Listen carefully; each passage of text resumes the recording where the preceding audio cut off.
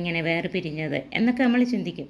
അതിനൊരു കാരണം എന്താണെന്ന് ചോദിച്ചാൽ കഴിഞ്ഞാൽ പഴയ തലമുറയ്ക്ക് അവർക്കൊരു സാക്രിഫൈസ് മനോഭാവം എന്ന് വെച്ചാൽ ഒരു താഴ്മയുണ്ടായിരുന്നു, അവർക്കൊക്കെ ഒരു ത്യാഗമനസ്ഥിതി ഉണ്ടായിരുന്നു, അതുപോലെ കീഴ്പ്പെടാനുള്ളൊരു മനസ്സുണ്ടായിരുന്നു. പക്ഷേ ഇപ്പോഴത്തെ തലമുറയ്ക്ക് ഈഗോയാണ്. എന്ത് പറഞ്ഞാലും ഞാനായിരിക്കണം മുന്നിൽ, ഞാനെന്ന ആ ഒരു ഭാവം പലരിലും നമ്മൾ കാണുന്നുണ്ട്.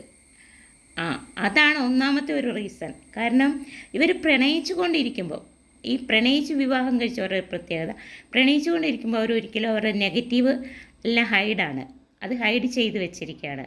ജീവിതത്തിലേക്ക് കടക്കുമ്പോൾ അവർ ആ സ്വപ്ന ലോകത്തിൽ നിന്നും അവർ പുറത്തേക്ക് വരും. അപ്പോഴാണ് ഇവരിലെ നെഗറ്റീവും മറ്റുള്ള എല്ലാ സ്വഭാവങ്ങളും പുറത്തേക്ക് വരുന്നത്.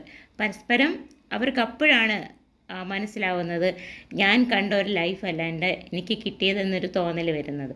അപ്പോൾ മിക്കവാറും നമ്മൾ കാണുന്ന ഒരു മൊബൈൽ അതൊരു വലിയൊരു വില്ലനാണ്. അതുപോലെ തന്നെ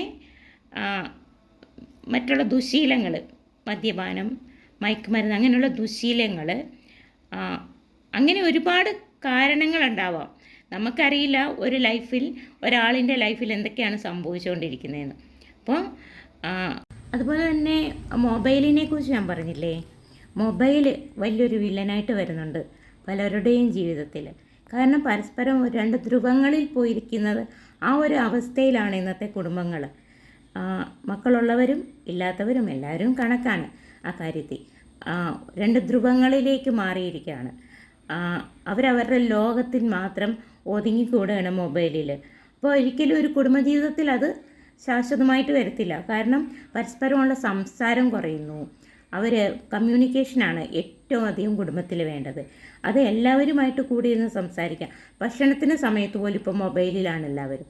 പണ്ടൊക്കെ കുടുംബങ്ങളിൽ ഭക്ഷണ സമയത്ത് എല്ലാവരും പരസ്പരം സംസാരിച്ച് കുടുംബത്തിലെ കാര്യങ്ങളെക്കുറിച്ച് ചർച്ച ചെയ്ത് അങ്ങനെയൊക്കെ ഒരു സമൂഹമായിരുന്നു നമ്മുടേത്. പക്ഷേ ഇപ്പം എല്ലാവരും ആ ഒരു അവസ്ഥയിൽ നിന്ന് മാറി മൊബൈലിലേക്ക് മാറിയതുകൊണ്ടും കുടുംബത്തിൽ ഒരുപാട് പ്രശ്നങ്ങൾ ഉണ്ടാകുന്നുണ്ട്. പിന്നെ സമയമില്ല, ആർക്കും സമയമില്ല. അതൊരു വലിയൊരു റീസണാണ്.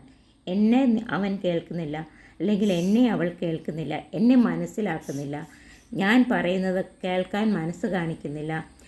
ഓഫീസിൽ നിന്ന് വീട്ടിലെത്തിയാൽ മൊബൈലിലേക്ക് ഇരിക്കുക, മൊബൈലിൽ നോക്കിക്കൊണ്ട് ഇരിക്കുന്നു. അങ്ങനെ ഒരുപാട് വിഷയങ്ങൾ. പിന്നെ അപ്പോൾ ഈ സ്ത്രീകൾ അല്ലെങ്കിൽ പെൺകുട്ടികൾ അവരുടെ സൗഹൃദത്തിലേക്ക് മടങ്ങുകയാണ്.